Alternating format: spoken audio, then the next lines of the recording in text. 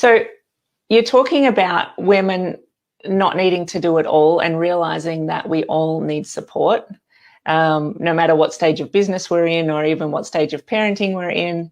And you mentioned about conditioning. And so I think there's a lot of conditioning in society that we are supposed to be able to do it all and that we're not supposed to ask for help. So can you talk a little bit about that?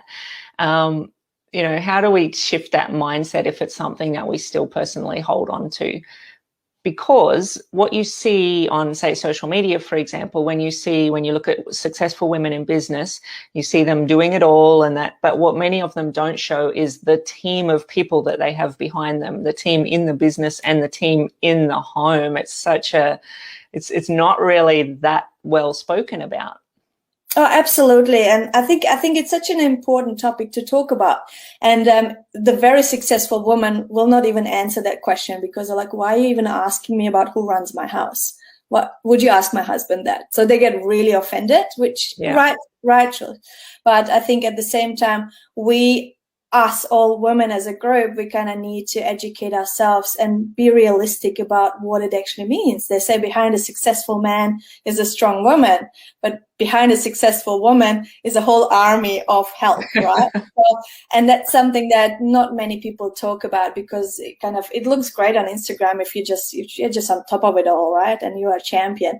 But at the same time, every day you have to make decisions which of those balls that you're juggling you're going to drop, right? Because you're definitely going to drop if you want to stay sane. You can't just be, doing laundry, cleaning the house, pick up the kids, organize birthday parties, run your own team, grow your business, strategize, and service your clients on a daily basis. Some things have to give. And sometimes you realize that one thing has to happen. I don't know, one of the kids falls off the tree and needs to go to emergency. All of a sudden, your whole plan for the week is thrown out. And it's really just to be real and say, you know what, today I stuffed up.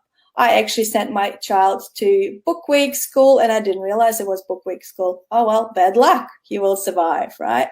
Or, we did not submit the kids' homework on time. Well, you just write to the teacher, so, well, it's been a busy week. So really important, it's prioritize every week and realize that not everything will be done. But at the same time, always think, what can I delegate and what can I even eliminate? Sometimes it's be real of what's actually important. We have an endless to-do list of things, and some things never make it to the top. They're just like, do we care about it? Is anyone going to die if it doesn't happen?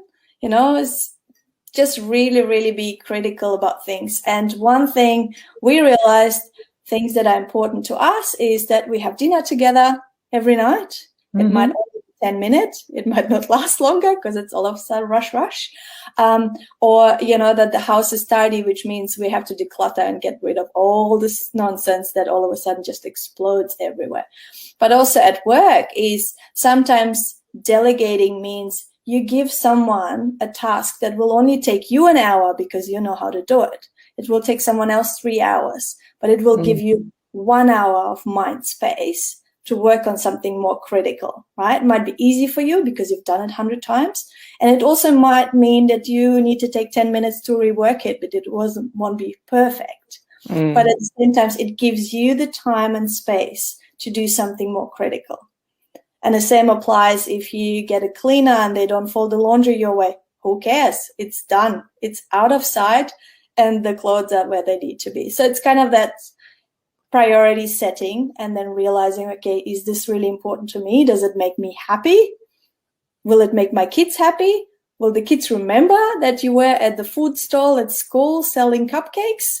Probably not, right? Will they remember if you went to their first basketball game? Yes, probably, because that's important to them. So just really pick the right events. And I'm a serial volunteer person. I volunteer my husband for all the busy bees. So every time there's a job, like, yeah, my husband will do it, and I will not volunteer for other things, just because it's just not critical to my kids. I appreciate everyone who volunteers, but it's just not a priority for me.